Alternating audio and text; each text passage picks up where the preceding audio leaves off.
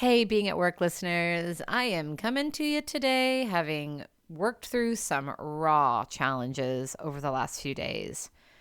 You know that feeling when you have worked on something and worked on something and talked about it and looked at it and processed it and it still doesn't feel right? Well, I had this experience recently and was reminded of an important leadership lesson in the process. Sometimes you need to start over. And it's important to know when to start over. You see, I'm currently rewriting the book HR for Dummies. It was last published in 2008, and I'm working with the great publishing team at Wiley.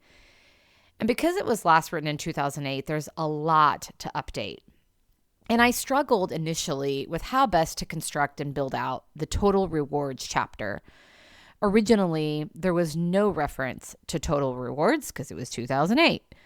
But instead, there were two very siloed chapters, one on compensation and one on benefits. And because they're both an important part of an integral total rewards and motivation system, I had a vision for combining the chapters. So I did that. And as I began crafting and writing, it became really long because there's a lot there to talk through. It was too long. It was overwhelming. And I got feedback from the editorial team that said the same. Yeah, there's too much here. After all, it's a dummies book. So after talking with my technical editor and a couple of others, I decided to go back to the drawing board and once again separate the concepts into two chapters to simplify things. And at first, it felt like going backwards. I felt annoyed at myself for making it harder than it needed to be initially. But right next to those thoughts were also thoughts of perseverance and making it right. I was also proud of myself for being willing to start again.